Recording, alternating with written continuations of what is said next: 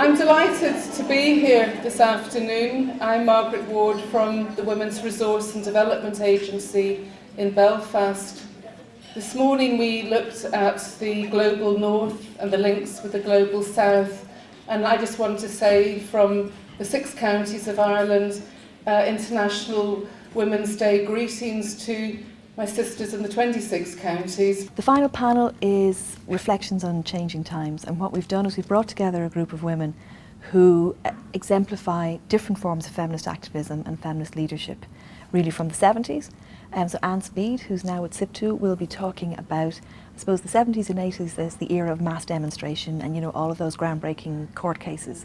I also have been involved in solidarity work with Cuban women who for 50 years have faced a blockade of their country simply because they decide how they're going to politically and economically determine the system they live in.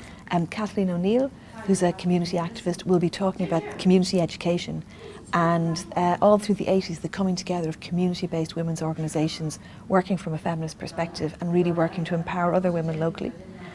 Because anybody who's been a part of that movement in the early 80s continues to be inspired by those women and by those groups.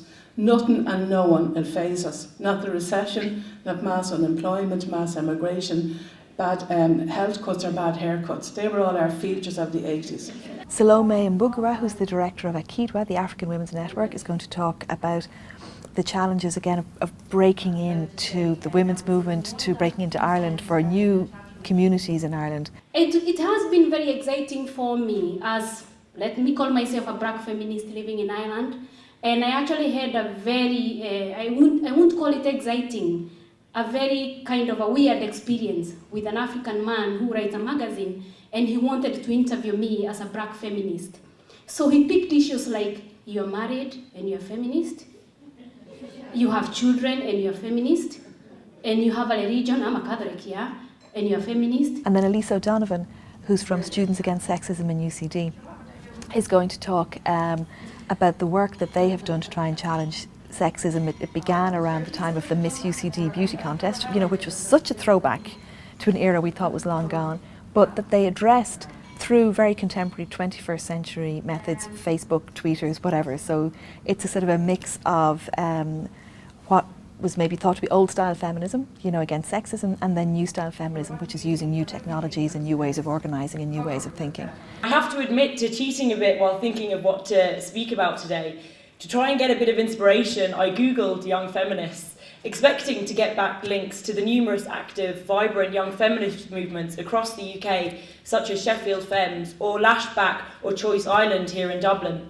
However, the results that came back from my Google search for young feminists were names such as Paris Hilton, the Pussycat Dolls, Peaches Geldof, celebrities, actresses and models.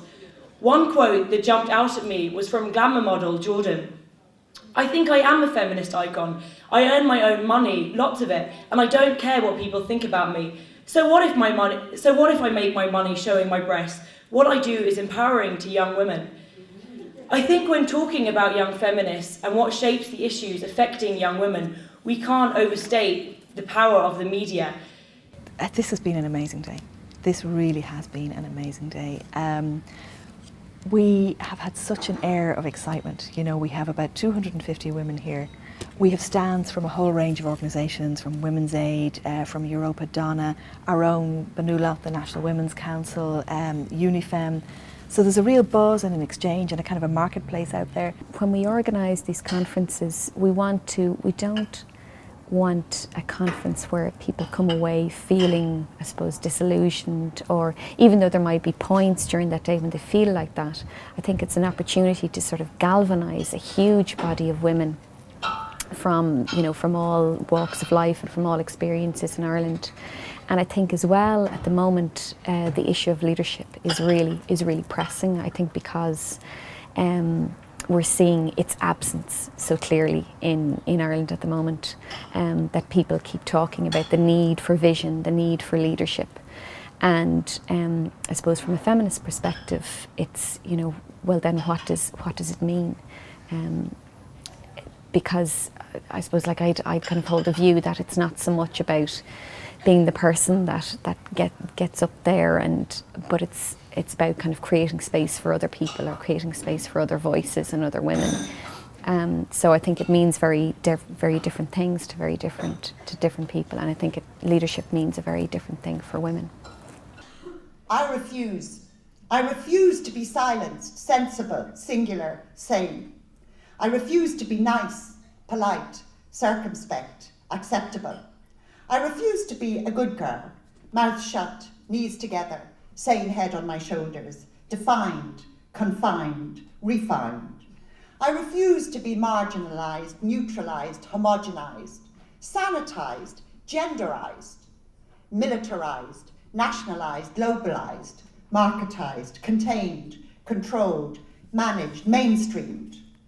I refuse to be laughed at, mocked, insulted, ignored, dismissed, denied, denigrated, appropriated, assimilated, integrated, humiliated. I refuse to be lied to, cheated, double-crossed, tricked, conned, dictated to by corrupt, cynical, arrogant, lying, wheeler-dealer, double-speaking leaders. I refuse to be pushed around, put down, put away, cast aside, outcast. I refuse to be legislated, out of sight, out of mind, out of body, and out of soul. I refuse to be unemployed, deemed unemployable, underpaid, overworked, unpaid, exploited, bullied, harassed, overlooked, overage, underage, a non-citizen, a nobody. I refuse to accept fork-tongued laws, to mouth empty slogans, to perform meaningless tasks. I refuse to be hit, kicked, bitten, beaten, mutilated, tortured, raped, trafficked, traded, used, abused. I refuse to condone viciousness, violence, bloodletting, brutality, and war. I refuse to condone cruelty and contempt, grasping greed, poverty, injustice, imperialism, racism, oppression. I refuse to be divided, diversified, included, excluded, excluding. I refuse to have my rights denied and betrayed, my dignity stolen and broken, my self-respect crushed. I refuse to tell you how to think, how to vote, how to behave, what to wear, what not to wear, how to live, where not to live, who to love, how to love, who to have sex with, who not to have sex with, not to have sex at all, to reproduce, not to reproduce, to produce, not to produce. I refuse to tell you who you are, who to be, who you can be.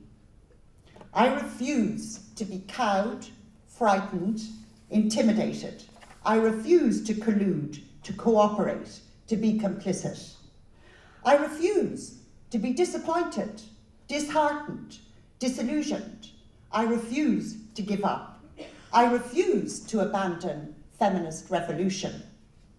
I want to be, I insist on being noisy, raucous, obstreperous, unfitting, unmanageable, lesbian, out of control, wanton, wild, willful, angry, tender, lusty, lustful, sexual, extravagant, maternal, embarrassing, irrepressible, irrefutable, political. Everywhere I want to be, I insist on being. What I want to be, can be, and will be. I am, I have been, and I will continue to be an unfazed, unflagging, flamboyant, political, passionately committed, wholly revolutionary feminist. A very happy, revolutionary, active Women's Day to everybody.